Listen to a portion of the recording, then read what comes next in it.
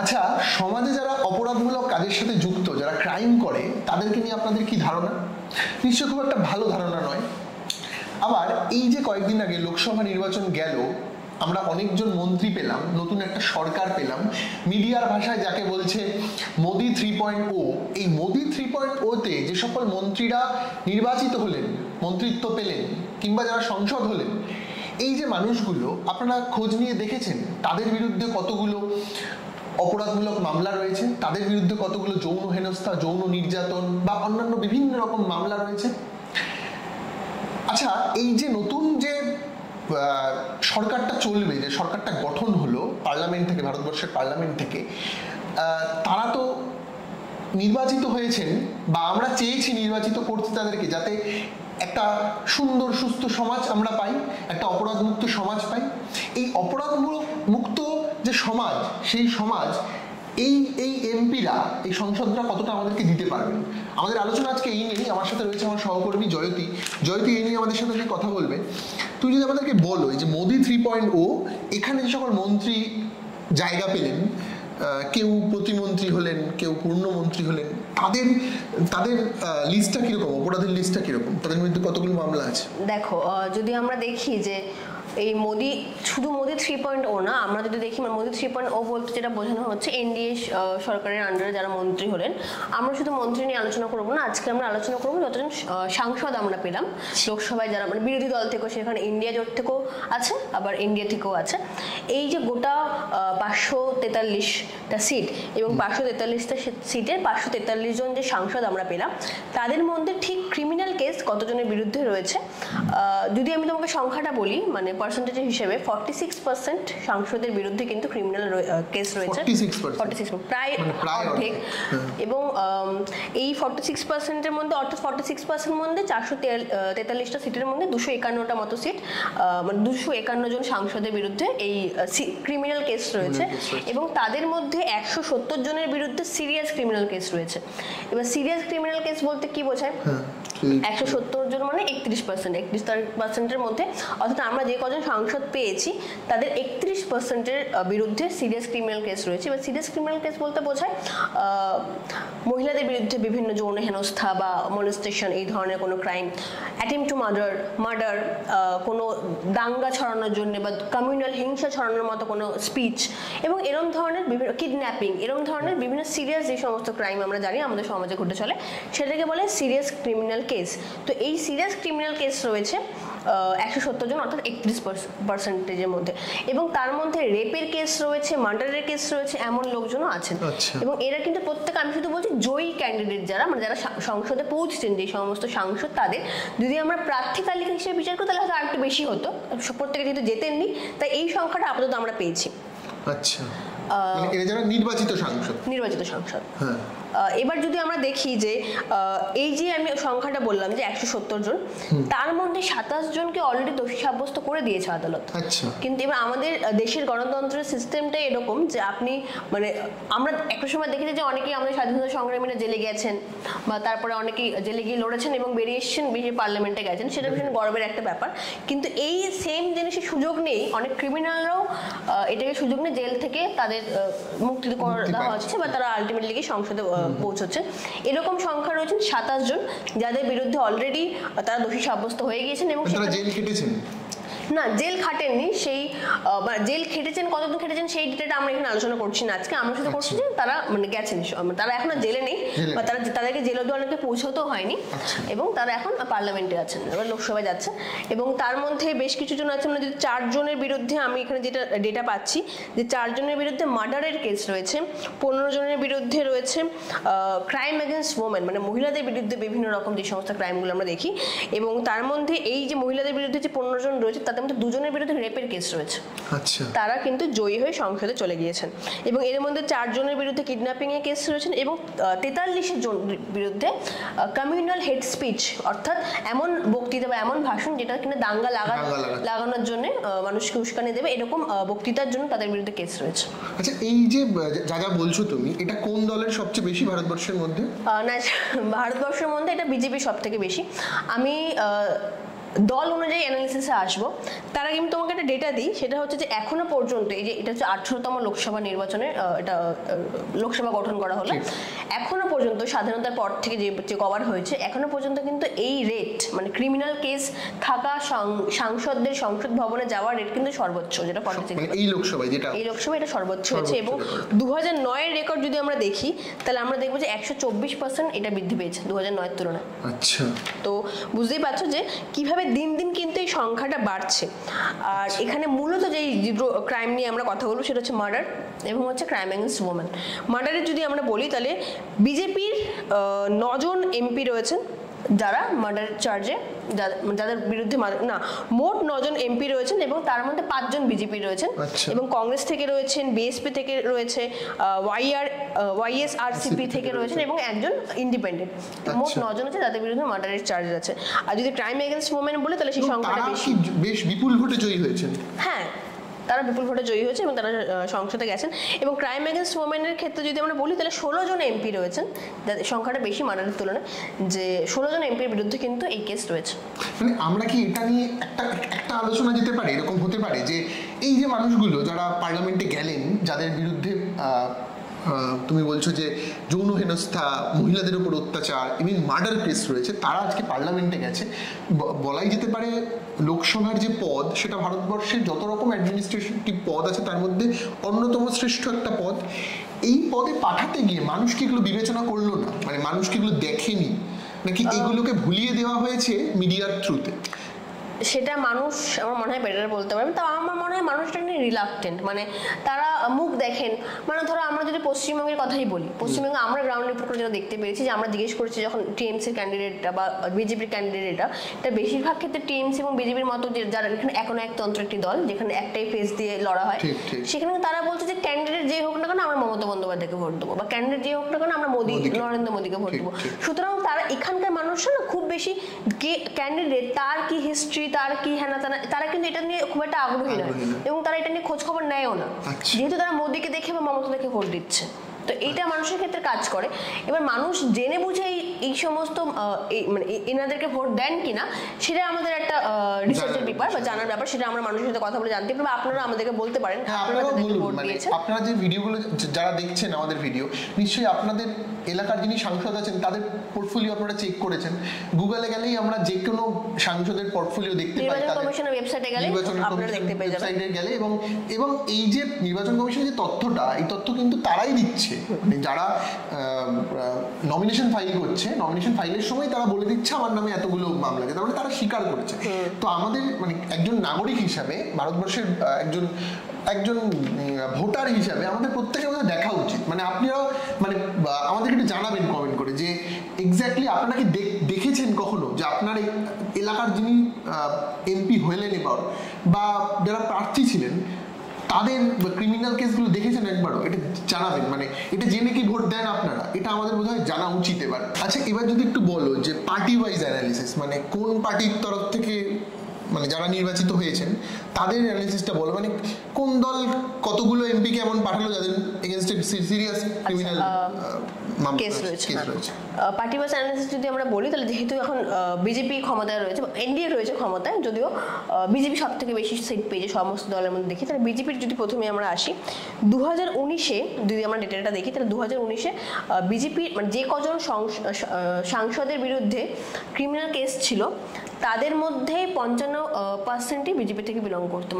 মানে মোট যদি 100 জন সাংসদের বিরুদ্ধে ক্রিমিনাল কেস থাকে তার মধ্যে 55 জনই বিজেপির থেকে আসা। আচ্ছা, মানে এনডিএ থেকে নয়, কিন্তু বিজেপি থেকে, শুধুমাত্র বিজেপি থেকে আসা। আচ্ছা, আমি আপনাদেরকে ডেটাটা বলছি যে এক্স্যাক্টলি কতজনের মধ্যে কতজন। 2019-এ বিজেপি পেয়েছিল 294টি সিট এবং তার মধ্যে 118টি অর্থাৎ 40% সাংসদের বিরুদ্ধে ছিল ক্রিমিনাল কেস এবং তার মধ্যে 87 জন অর্থাৎ 30% সাংসদের বিরুদ্ধে ছিল serious criminal case. Serious criminal case যারা ক্যান্ডিডেট হয়েছে না জিতেছে তাদের 40% এর বিরুদ্ধে ক্রিমিনাল কেস আছে। হ্যাঁ, 40% মানে বিজেপি বিজেপির যে কজন জিতেছে তার মধ্যে তাদের 40%-এর মধ্যে ক্রিমিনাল কেস রয়েছে এবং তাদের 30%-এর বিরুদ্ধে সিরিয়াস ক্রিমিনাল কেস, অর্থাৎ যেটা আমি বললাম লিস্টটা, যে মহিলাদের বিরুদ্ধে বা মার্ডার বা দাঙ্গা হেনস্থান এরকম ধরনের কোনো কেস রয়েছে। যদি আমরা এইবারের সংখ্যায় আসি, তাহলে এইবার বিজেপি যেটা সিটের সংখ্যা কমেছে এবং এবার তাদের সাংসদের সংখ্যা হচ্ছে 240 জন। এই 240 জনের মধ্যে 94 জন অর্থাৎ 39%-এর বিরুদ্ধে ক্রিমিনাল কেস রয়েছে এবং 63 জন মানে 63 জন অর্থাৎ 26%-এর বিরুদ্ধে সিরিয়াস ক্রিমিনাল কেস রয়েছে। এটা হচ্ছে এডিআর এর রিপোর্ট অনুযায়ী আমরা বলছি, অর্থাৎ তারা যে এই সাংসদরা যেই সমস্ত তাদের এফিডেভিট জমা দিয়েছেন সেখান থেকে পাওয়া নথি থেকে কিন্তু আমরা বলছি। আচ্ছা, এবার আসি কংগ্রেসে। আমরা তিনটে দল নিয়ে আলোচনা করব, বিজেপি, কংগ্রেস এবং টিএমসি। আচ্ছা, কারণ এই তিনটেরই সবচেয়ে বেশি নাকি? না না, আরো অনেকেরই আছে, কিন্তু পুরো আমাদের এখানে যেহেতু এই তিনটে দল সবথেকে বেশি গুরুত্বপূর্ণ জায়গায় রয়েছে এই মুহূর্তে, বা অ্যাটলিস্ট লোকসভার নিরিখে, তাই আমরা এই তিনটে দল নিয়ে আজকে আলোচনা করছি। এবার যদি কংগ্রেসে আসি, কংগ্রেসের 2019-এর যেই সংখ্যা ছিল সেখানে কংগ্রেস মোট 46টা সিট জিতেছিল, তার মধ্যে 26 জন অর্থাৎ 57%-এর এগেইনস্টে কিন্তু, অর্থাৎ বিজেপি থেকে কিন্তু বেশি না, এটা কিন্তু দেখতে গেলে বিজেপির থেকে বেশি পার্সেন্টেজ ওয়াইজ। 26 জনের বিরুদ্ধে ক্রিমিনাল কেস ছিল এবং তার মধ্যে 14 জন অর্থাৎ 30%-এর বিরুদ্ধে সিরিয়াস ক্রিমিনাল কেস ছিল। এটা বিজেপি সমান সমান। এবং যদি এইবারেরটা দেখি, আমি এটা 2019-এরটা বললাম, এইবারে কংগ্রেসের সিট সংখ্যা বেড়েছে, 99টা সিট তারা পেয়েছে এবং তাদের মধ্যে 49 জন অর্থাৎ 59%-এর বিরুদ্ধে ক্রিমিনাল কেস রয়েছে এবং 32 অর্থাৎ 32%-এর বিরুদ্ধে রয়েছে সিরিয়াস ক্রিমিনাল কেস। এবার আসছে তৃণমূলের ক্ষেত্রে, তৃণমূলের এইবার 29 জন জিতেছেন, তার মধ্যে 45% অর্থাৎ 13 জনের বিরুদ্ধে কিন্তু ক্রিমিনাল কেস রয়েছে এবং 24% অর্থাৎ 7 জনের বিরুদ্ধে রয়েছে সিরিয়াস ক্রিমিনাল কেস।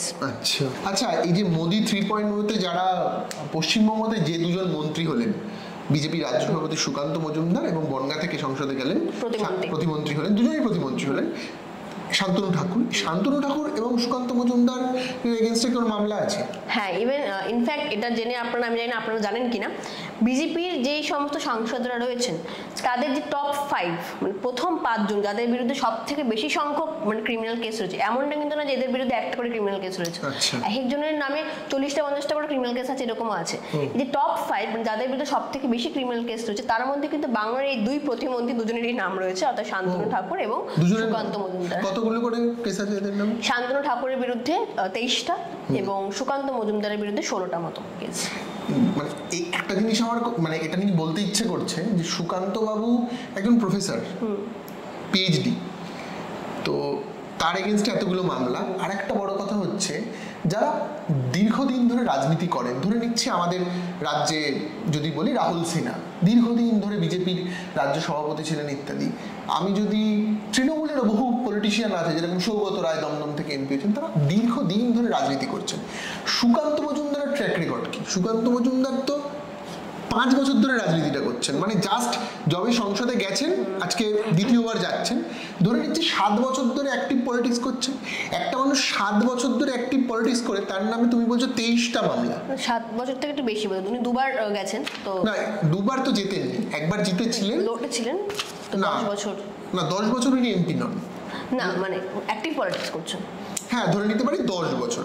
সেখানে মানে 30-40 বছর যারা করে তাদের তো ঠিক আছে, কিন্তু তারা মাত্র মানে এর মধ্যে ওনার 16টা কেস হচ্ছে। এবং তুমি যে জানলেটা আশ্চর্য হবে, মানে শুধুমাত্র সুকান্ত মজুমদার বা শান্তনু ঠাকুর কিন্তু নয়, আমরা যদি স্টেট ওয়াইজ সেটাকে একটা অ্যানালিসিস করি তাহলে আমরা দেখবো সবার প্রথমে রয়েছে উত্তরপ্রদেশ, তারপরে মহারাষ্ট্র এবং তারপরেই কিন্তু পশ্চিমবঙ্গ। অর্থাৎ মানে যে কজন মোট সাংসদ যাচ্ছেন সংসদে তাদের মধ্যে ক্রিমিনাল কেস যাদের বিরুদ্ধে রয়েছে সেই পার্সেন্টেজ যদি আমরা বার করি তাহলে কিন্তু 3 নম্বরে রয়েছে পশ্চিমবঙ্গ। উত্তরপ্রদেশের সংখ্যাটা হচ্ছে 54%, অর্থাৎ উত্তরপ্রদেশের মোট 41 জনের বিরুদ্ধে রয়েছে এই মামলা।